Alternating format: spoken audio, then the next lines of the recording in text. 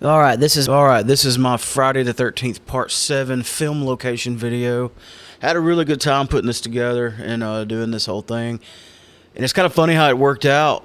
It all started, I was watching a Friday the 13th Part 6 film location video, which everybody knows Part 6 is my favorite one. I was watching it on YouTube, which I encourage everybody to go check those out. There's 2 or 3 different people, maybe more, that have done some pretty in-depth film location videos. Probably, well, definitely more in-depth than this one's going to be, because they're professional and know how to edit and stuff. But I was watching that video, and I realized Part 6 was filmed on the other side of Atlanta. And I was like, hey, that's not terribly far from where I live. I mean, it's in driving distance, for sure. And I was like, let me look around and see if there's any other Friday the 13th film locations in the southeast where I live. And come to find out, Part 7 was filmed in Bay Minette, Alabama. And I was like, wait a minute. In like 4 or 5 days, I'm going on a little vacation to Panama City. And on my way home, I'm pretty much going to be coming right through that area, around Mobile, or as the GPS said, mobile. So I planned it out for us to go by there, and I did this little video. It's not a very long video, and for a couple of reasons. One is there's not much left from the filming of Part 7. They built 2 prop cabins there on the site, blew one of them up, hauled the other one away. They weren't real. They were just, set houses. And even the pier that they dressed up, it was already there from my understanding, and they dressed it up and then built the gimmick pier next to it, the one that collapses in the movie.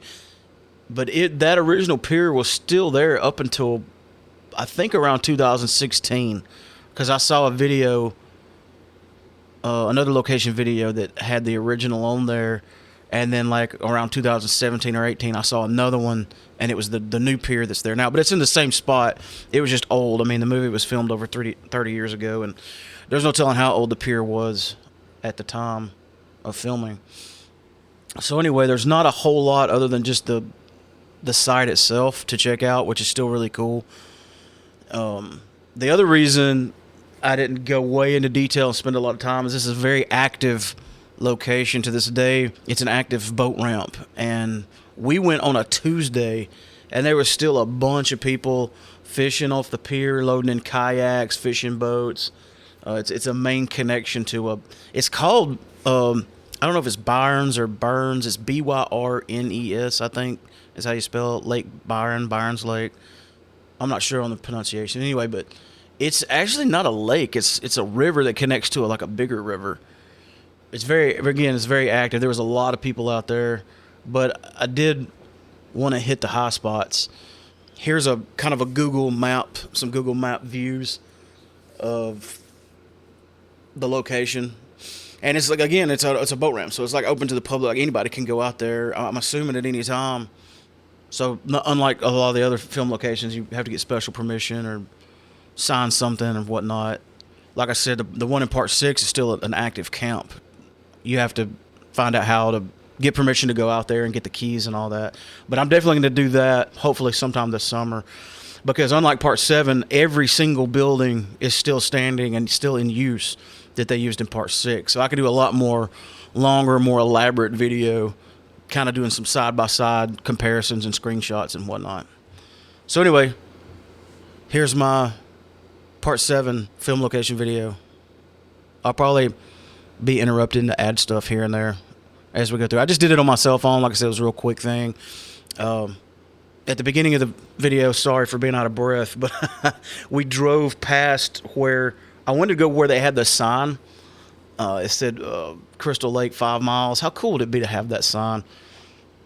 I'm sure it was thrown away or something, but we passed it in the car and made it to the thing, and I walked back. It didn't seem that far, but it's a lot further when you're walking uphill on a hot summer day versus being in a car. But anyway, I digress.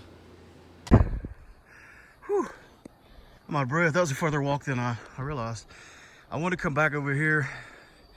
Best I can tell, somewhere between this curve and the curve that car down there is about to make, Right along this side of the road, there would have been a sign that said Camp Crystal Lake 5 miles.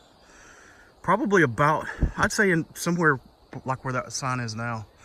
This road here was just a dirt road. And the reason I know that's where, somewhere where in there the sign was, is because once you round this curve, the road splits apart and comes back together. And then you're at the landing where Camp Crystal Lake is. And like I said, I'm out of shape. It's really hot and I walked really far. Oh, you see all these trail entrances through here, and part of the trail is through there, all up through here. They used almost all those trails for chase scenes through the woods, which is really, once you get around this corner and you see this, how small of a space it was, it's hard to believe the whole movie was filmed in this tiny area, and then the rest of it's just all back up through these woods. But it really didn't look like it in the movie. But it's the Hollywood magic, I guess. There's some spots in through here, like over there. There's where people have had a campfire. How cool would it be? Because right around that curve is the lake. How cool would it be to camp out where they shot a Friday the 13th movie? Did you find your geocache? You did not? A lot of people reference this storm drain right here, because in the movie there was a blue van parked right up to there's a still that they did. Can't remember if it was on this side of the drain or this side.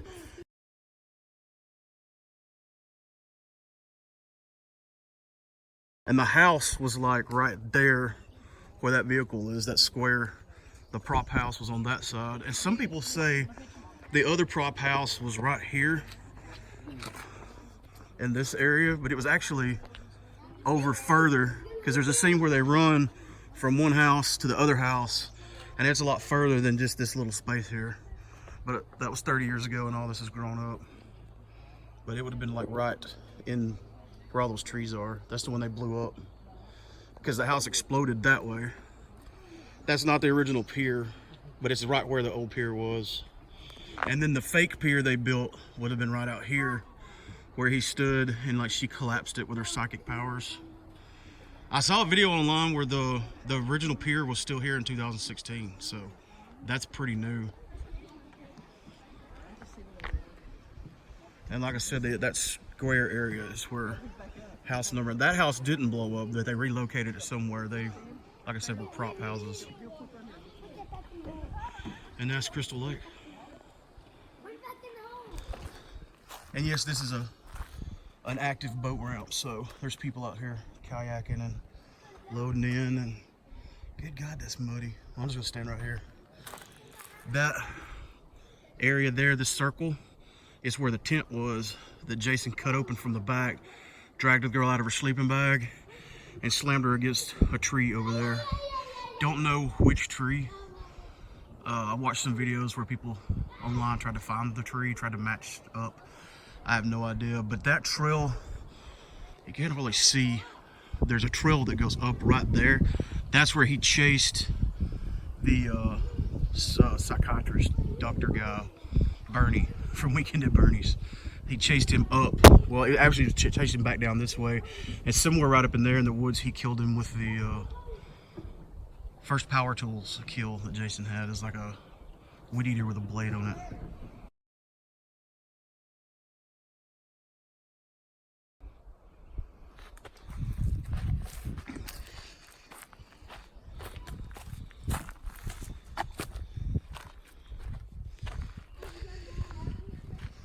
And again, where that car sitting is, that area where that house is, the boy and the girl that did the skinny dipping scene, they came straight out of the house down into the water out here. So she would have been underwater around in that area. And she looked back up, and he was standing around in here, and Jason killed him, and she saw it. And then Jason went and killed her.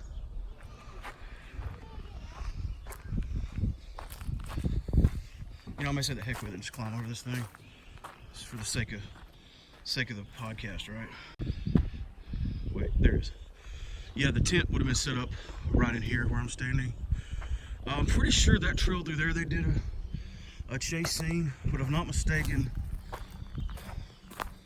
the Bernie guy was killed up through there. That trail was used.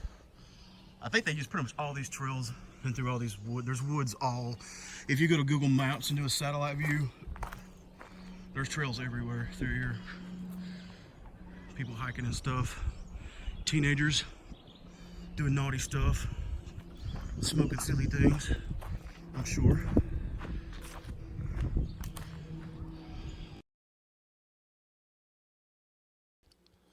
Here's a nice wide shot of the whole set. I did a screenshot straight from the DVD.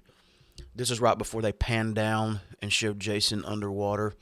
But it just kind of gives you a good perspective of how far apart the houses were and where everything was located. If you look sort of left to center, you'll see the gimmick dock pier that they built. Kudos to the props department on this movie, by the way, because back then everything was 100% practical, and they had to rig that pier.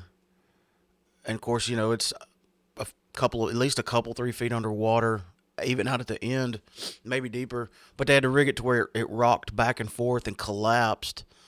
And then a stuntman had to fall into the water and let all that debris land on top of him. So that was a pretty good little stunt there. But it's built pretty much right on top of where they put the boats in. And you can see, if you look at the little boat right there and look right up above it, you can see a little bit of the pier that was there up until recently.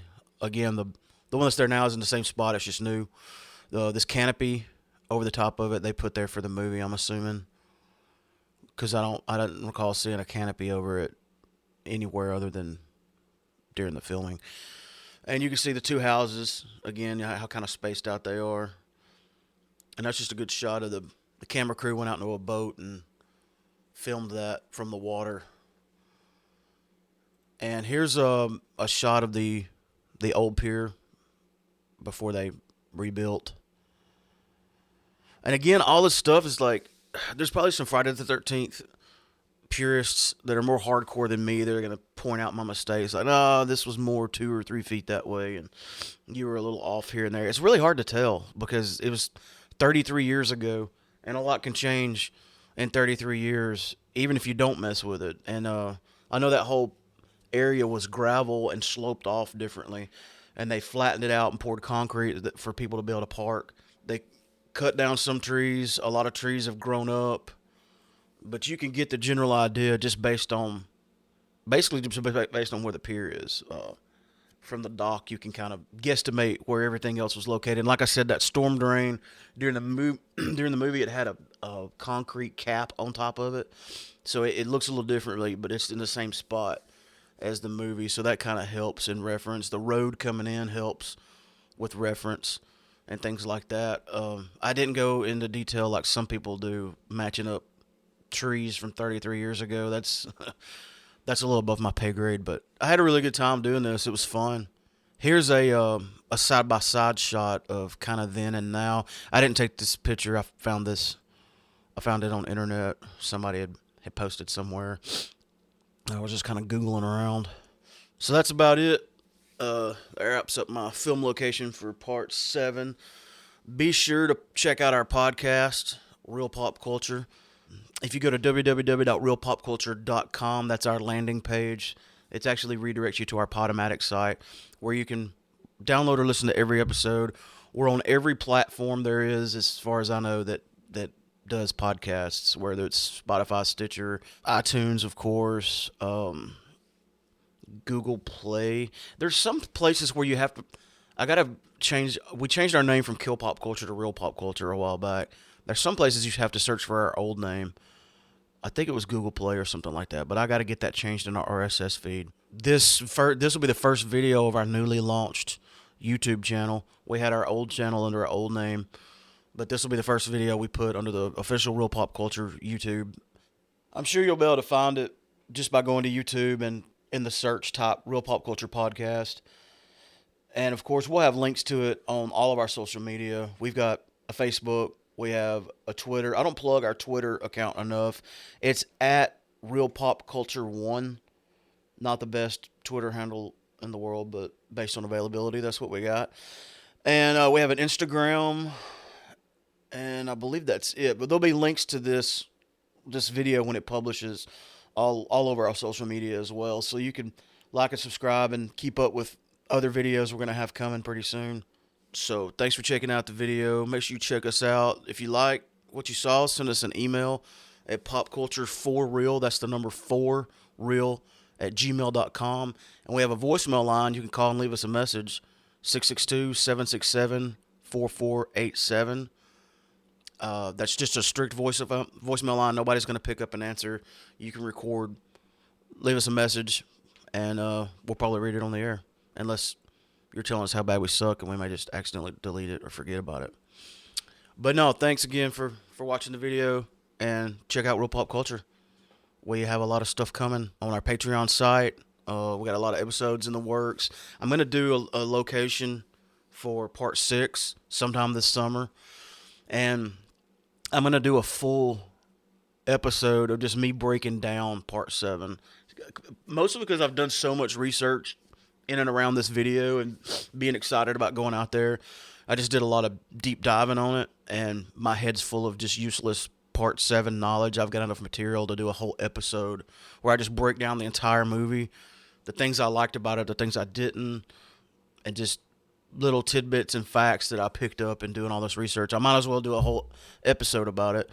I'll probably release it on probably in October when we do our Halloween stuff. It's also inspired me because I've seen all these Friday the 13th movies so many times. I just want to do an episode for each movie. I'll start with, I don't know if I'll go in order because I've already put in order my favorite to least favorite. I may go in that order, but I'm going to do a show for every movie and put it on every Friday the 13th movie and put it on our Patreon. So I think that'll be fun. It's not going to be a 2-hour episode because how much can you talk about one movie? But I think it'll be fun to do that, and it'll be good content to have out there on our Patreon site. And right now, everything we're putting out on Patreon, and then I got like 2 or 3 more exclusive Patreon episodes. Everything at this moment is available at every level. So even if you just are a $1 patron, you'll get to listen to our exclusive Patreon content. Thanks for watching. Like and subscribe.